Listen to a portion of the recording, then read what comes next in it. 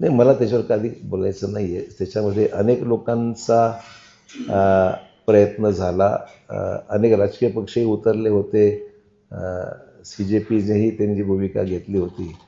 त्यामुळे वेगवेगळ्या पद्धतीने ह्याच्यावर रिॲक्शन्स आल्याच होत्या. सर, महाराष्ट्र राज्याचे मुख्यमंत्री आपण होतात, त्यानंतर सावंत साहेब राज्यमंत्री होते. हे जे गॅप जो पडलेला आहे मंत्रिपद नांदेडला का भेटत नाही, याबद्दल काय पण नांदेडच्या विकासात्मक कामामध्ये गॅप असा पडलेलाच नाही आहे. नांदेडला मंत्रिपद मिळावं असं वागणं काही चुकीचं नाही. आणि मी पण जाहीरपणे बोललो की नांदेडला मंत्रिपद दिलं तर आम्हाला आनंदच होईल. शेवटी हा मुख्यमंत्र्यांचा किंवा प्रधानमंत्र्यांचा प्रेरोगेटिव्ह आहे, त्यांचा अधिकाराचा विषय आहे की त्यांनी काय करावं. परंतु नांदेडचं आजही सावेसाहेब आमचे पालकमंत्री आहेत, त्याचं लक्ष आहे नांदेडवर. हे लक्ष पण सर भेटत नाहीत ना, उपलब्ध होत नाही. त्यांना पत्र जर द्यायचं असेल तर बरेच गॅप्स आहेत. तर आम्हाला हे म्हणायचं, मी त्यांच्या कानावर घालतो असं असं तुमचं मत आहे.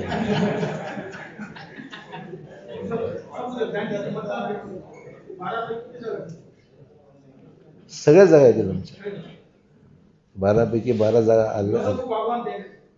चालत राहत. इलेक्शन म्हणजे आव्हान असतात. कुठलं इलेक्शन नेहमीच म्हणतो, कुठल्याही निवडणुकीला मी साधं सोपं असं मी समजत नाही. निवडणुकीला पूर्ण युद्धाची तयारी करूनच आम्ही उतरतो. आणि त्यामुळे कोणाचा दिल्लीचे अनेक निरोप येत राहतात. कुठला निरोप तुम्हाला अपेक्षित आहे मला सांगा. मला अनेक रोज आमच्या मोबाईलवर असतात, सर्वच खासदार असतात, मिटिंगीचे, बैठकीचे.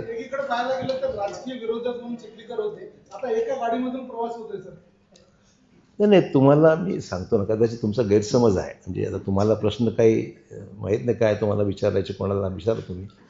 परंतु आम्ही ही एक असं आहे की राजकीय हा काही सहकार क्षेत्र जे आहे ते कुठलं मी पॉलिटिकल त्याला लढाई मानत नाही. जिल्ह्यातली एक महत्त्वाची संस्था आहे आणि त्या संस्थेमध्ये अनेक लोकांचे शेवटी सभासद आहेत, सोसायटीज आहेत, पतसंस्था आहेत, हे सर्व त्याच्यावर सभासद आहेत, मतदार आहेत. आणि त्यामुळे प्रत्येकाच्या आपापल्या क्षेत्रामध्ये ठराव आहेत, सदस्य आहेत, समर्थक आहेत. त्यामुळे म्हटलं या फार छोटी निवडणूक आहे, ही फार मोठी निवडणूक नाही आहे. याच्यावर काय राज्याच्या राजकारणावर परिणाम करणारी किंवा राज्याच्या देश असं काही विषय नाही. फार जिल्ह्यापुरती असलेली छोटी निवडणूक आहे. या निवडणुकीमध्ये असा वेळ घालवण्यापेक्षा संबंधित जी काही राजकीय पक्षाचे प्रतिनिधी आहेत तर सगळ्याशी चर्चा केली आम्ही.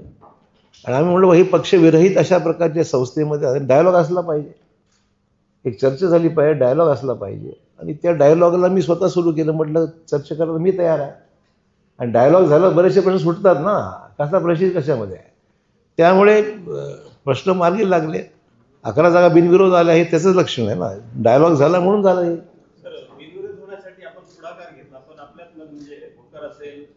आम्हाला सवय आहे ना, आम्हाला ते आवडतं. आम्हाला इलेक्शन झालेलं ते आमची कशी असते, आर्मी कशी पाहिजे की नेहमी सदैव ट्रेंड पाहिजे, कुठल्याही प्रसंगाला तयारच पाहिजे.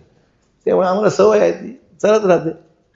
काही पण मुलं इलेक्शन लागलं नाही तरच आम्हाला आश्चर्य वाटतं काय लागलं नाही. मराठवाड्यात भाजपचा लोकसभेचे खासदार आणि शिंदेसेनेचे खासदार एकूण 4 वर गेले. आता हे महाराष्ट्रात असो की मराठवाड्यात भाजपला लोकसभेचा वाढवला माझं व्यक्तिगत मत असंच आहे की भाजपला मराठवाड्यामध्ये अधिक लक्ष संघटनात्मक दृष्ट्या आणि अन्य पॉलिटिकल मिशनमध्ये हे अधिक बळ देण्याची गरज आहे. आणि मराठवाड्यामध्ये 8ही जागा आज आमच्याकडे, एकही जागा मराठवाड्यात भाजपची नाही आहे संसदेमध्ये, ही गोष्ट खरी आहे.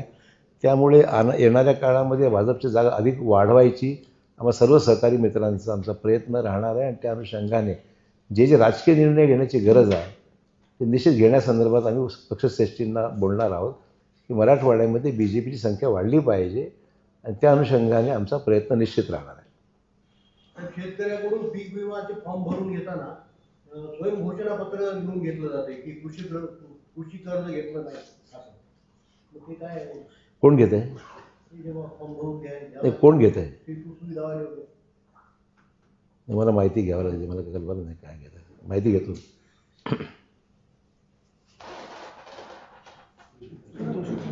ठीक आहे. शहराबाबतीत दोन महत्त्वाचे प्रश्न. नांदेड शहरामध्ये सर लाईटमुळे नागरिक त्रासग्रस्त आहेत.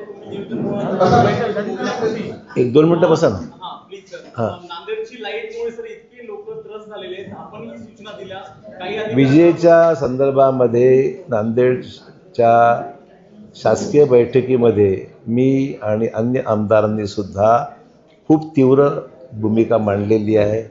आमदार राजेश पवार असतील, मी असेन, बालाजीराव कल्याणकर असतील, राठोड असतील, खासदार असतील, गोपछेडे असतील, आम्ही सर्वांनी मिळून नांदेड जिल्ह्यातील वीज वितरण संदर्भामध्ये खूप तीव्र भावना व्यक्त केल्या. लोकांच्याच भावना अर्थात त्या आहेत, त्या व्यक्त केल्या आणि त्याचबरोबर सुधारणा काय केल्या पाहिजेत याही सूचना दिलेल्या आहेत. आम्ही वाट पाहत आहोत की याच्यामध्ये सुधारणा होतील आणि त्यातून काहीतरी निष्पन्न होईल अशी आमची अपेक्षा आहे. शेवटचा प्रश्न साहेब, चिखलवाडीचा रस्ता ह्याच पत्रकार परिषदेमध्ये आपण म्हणलात की मार्गी लावतो. अद्याप तो रस्ता झाला नाही. गुरुद्वारे दर्शनासाठी भाविक येतात, फार अडचण होते. सर काय नेमकं कारण आहे की चिखलवाडीचा रस्ता आजही नादुरुस्त आहे, तो बंद आहे? चिखलवाडी आहे आपलं ते सगळे सामान्य नांदेडकर त्रस्त आहेत साहेब. कामाची गती संत आहे. खूप प्रचंड. मला नेमकं कशामुळे काम थांबलेलं आहे मला सांगता येणार नाही, कारण मला त्याची अद्यावत माहिती नाही आहे.